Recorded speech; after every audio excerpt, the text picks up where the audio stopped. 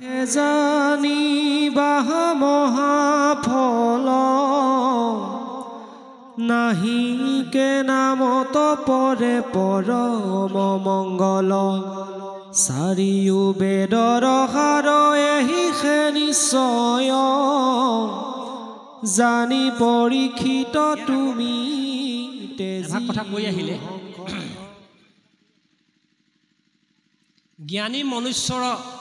এহি মানে মত্ৰ প্ৰয়োজন কৰিবে কৃষ্ণৰ কথা শ্ৰৱণ কীৰ্তন অৰ্থাৎ আমি ঈশ্বৰৰ কথা জানিবলৈ বিচৰা সকল ঈশ্বৰে যে শ্ৰেষ্ঠ এই কথাটো ভাগৱতত জনাৰ পাছত আমি কৃষ্ণ বাদে অন্য দেৱতালৈ আজি যাব নালাগে এই কথাটো সিদ্ধান্ত ভাগৱতে দিলে সেইকাৰণে কৈছে যে জ্ঞানী মনুষ্যৰ মাত্ৰ এহি মানে প্ৰয়োজন বুজিছেনে জ্ঞানী মনুষ্যসকলৰ অৰ্থাৎ কৃষ্ণৰ জ্ঞানীসকলৰ এইটোৱে প্ৰয়োজন আৰু যদি এইটোকে নকৰোঁ যিমান জানিলে যিমান শুনিলে যেটাকে কহিলেও হবে মিঠা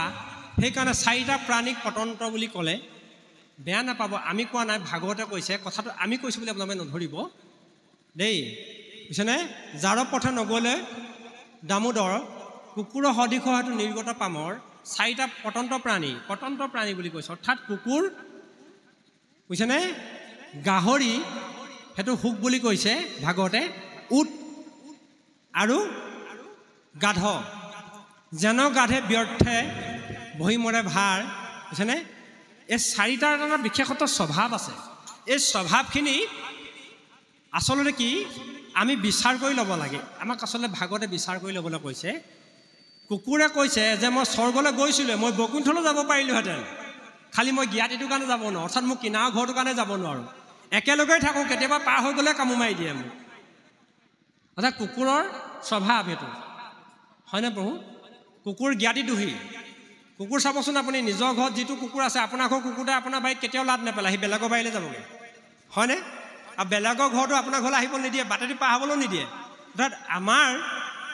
এই যে স্বভাৱ এটা যে দেখাইছে কুকুৰৰ এই স্বভাৱটো যদি আমাৰ গাত কেনেবাকৈ সংযুক্ত হৈ আছিলে কোনোবা গাঁৱৰ পৰা কোনোবা মানুহ আহিলে আমি বেয়া পাওঁ কিবা পাওঁ বা আমি বেলেগক অপকাৰ কৰোঁ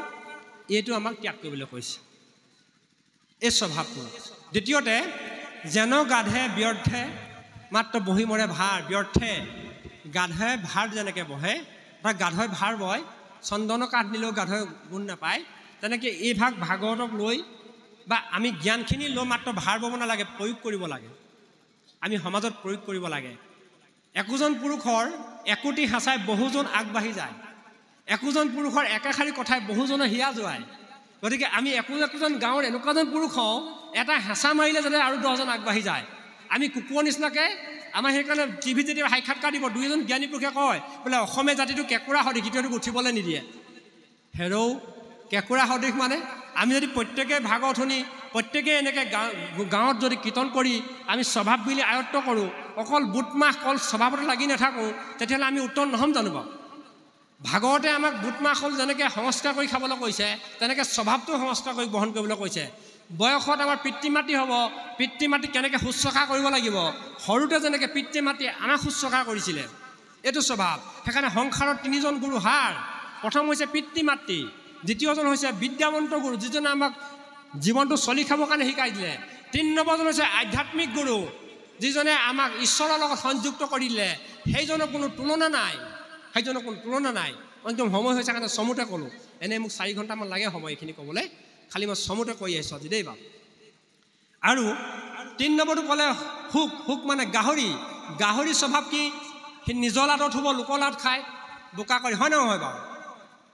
গাহৰিয়ে নিজৰ লাটত শুৱে আৰু লোকৰ লাট সি বোকা কৰি লৈ শুবলৈ হ'লে অৰ্থাৎ আমাৰ স্বভাৱ যদি তেনেকুৱা আছে গতিকে আমি যদি আমাৰ নিজৰ জেগাডোখৰ বেয়া কৰি ল'ব বিচাৰিছোঁ আমাৰ নিজৰ ঘৰখন যদি আমি তেনেকুৱা বোকাময় অৰ্থাৎ বেয়া কথাই বেয়া ভাৱনাই বেয়া বন্ধুত্বই যদি আমি বোকাময় কৰি ল'ব বিচাৰিছোঁ তেতিয়াহ'লে জানিব আমি নিজৰ লাটত শুই আছোঁ কৃষ্ণা আমাৰ গুণক পূজা কৰে আমাৰ স্বভাৱক পূজা কৰে মানুহটো পূজা নকৰে আপোনাৰ গুণটো ভাল আপোনাক সকলোৱে সন্মান কৰিব আপোনাৰ গুণটো বেয়া সকলোৱে ভয় কৰিব আপোনাৰ পাৱাৰ আছে কাৰণে মুখামত ক'ব নোৱাৰে কিন্তু মনে মনে হ'লেও বেয়া পায় সেইকাৰণে নেগেটিভ দৃষ্টি বুজিছেনে নৰাত্মক দৃষ্টিটো বৰ বেয়া মানুহৰ গতিকে মানুহে যেতিয়া বেয়াকৈ চায় আপোনাৰ গাত প্ৰভাৱ পৰে বুজিছেনে আৰু শেষৰটো ক'লে উটে কাঁইট চুবাই খায় ওটা কাঁইট খায় এইকাৰণে কাঁইট খায় ওটা কাঁইট চুবাব পাৰে তাৰ জিভাখন দাঁত কিন্তু উটৰ কাঁইট খালেও এটা বস্তু কি উটৰ কাঁইটটো খাওঁতে কেতিয়াবা তাৰ জিভা আলুগুৰিৰ পৰা তেজ ওলায় এই তেজ যেতিয়া ওলাই যায় সি আৰু সোৱাদ পায় নিজৰ তেজকে খায় নিমখীয়া পায় যেনে সোৱাদ পায় কাঁইট বৰ আনন্দত খায় এতিয়া বহু মানুহৰ আমাৰ স্বভাৱ আছে বেয়া নাপাব লোকৰ কথা পাতি খুব ভাল পাওঁ আমি নিজৰ স্বভাৱটোকে তললৈ নি আছোঁ আমি বেয়া নাপাওঁ লোকৰ বোৱাৰী কথা সেইকাৰণে গ্ৰাম্য কথা বিলোপন মানে গ্ৰাম্য কথা বিনাশন এইবিলাক কথাই আমাক নাশ কৰিব লোকৰ ছোৱালী কথা লোকৰ পোৱালী কথা পাতিব দৰকাৰ নাই বুজিছেনে আনৰ টোপোলা খোজা কি সকাম নিজৰ টোপোলা খোলা গহিলে মজিলে সি হ'ব দাপোন যদিহে নকৰা হেলা ঘৰখনত বা সমস্ত আপোনাৰভাৱে চাব এইটো চাইকলজি অৰ্থাৎ মনোবিজ্ঞানগত কথা আপুনি ককা আইতাই বাপজনে গধূলি বটলটো উলিয়াই লৈ এগিলাচ খাব সৰু নাতিকেইটা যদি আছে সিহঁতি ঠাণ্ডা পানীকে বটলটো মিলাই লৈ খাব আপোনাক দেখিলে আপোনালোকে চাব বাৰু আপুনি ৰাতিপুৱা গৰু ঘিঁহৰ ভাগত সোমাব তাল জুই কোবাব সিহঁতি দেখিব সৰু সৰু বাতি দুটাকে লগাই মাৰি আছে আপুনি পঢ়িব নাজানে এনেই ইংলিছ পেপাৰখন এনেকৈ চাই থাকক আপুনি পঢ়ি থাকক ল'ৰাকেইটাই আপোনাৰ দেখিব কিতাপ এখন লৈ থাকিব গতিকে সিহঁতক পৰিৱেশটো আপুনি দিব লাগিব সিহঁতক বান্ধনটো আপুনি দিছে মানে পৰিৱেশটো আপোনে মই দায়িত্ব আছে যেনেকৈ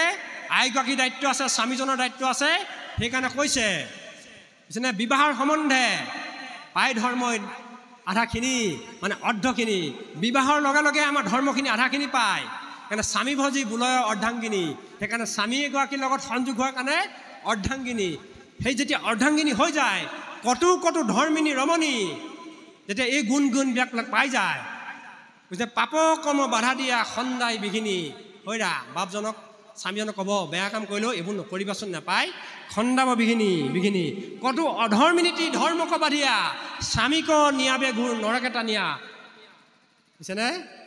কিছুমান কথা বাস্তৱ উদাহৰণ আছে এবাৰ এগৰাকী প্ৰফেচানী মানুহজন পঢ়া শুনা নাছিলে তেখেতৰ ভক্তি মাৰ্গ আছিলে গতিকে তেওঁ এদিন ক'লে সঞ্জিত মই কীৰ্তনখন পঢ়িবলৈ আৰম্ভ কৰিছোঁ মানুহজনীয়ে ক'লে তোমাৰ আৰু কাম নাই এতিয়াই সঞ্জীৱৰ নিচিনা বুঢ়া হলাই মই বোলো বাইদেউ মোৰ ৰিটায়াৰ হ'বলৈ আৰু 12 বছৰ আছেই ধুন মোৰ ৰিটায়াৰ্ড হ'বলৈ আৰু 12 বছৰ আছেই চুলিকেইডাল হৈলে আপুনি বুঢ়া বুলি ভাবিলে নি যেতিয়া চুলি এনেকৈ আছিলে ডেকাত চুলি এনেকৈহে মাৰিছিলোঁ বোলো বাৰু যি বুলি ভাবিলে এতিয়া চাওকচোন বাপজনে কীৰ্তন পঢ়িম বুলি কৈছে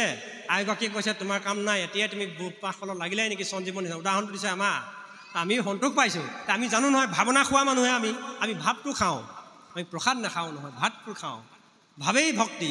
গতিকে সেইকাৰণে ক'লে কতো অধৰ্মিনীতি ধৰ্মক বাধিয়া স্বামীক নিয়াবে ঘূৰ নৰকেটা নিয়া এতিয়া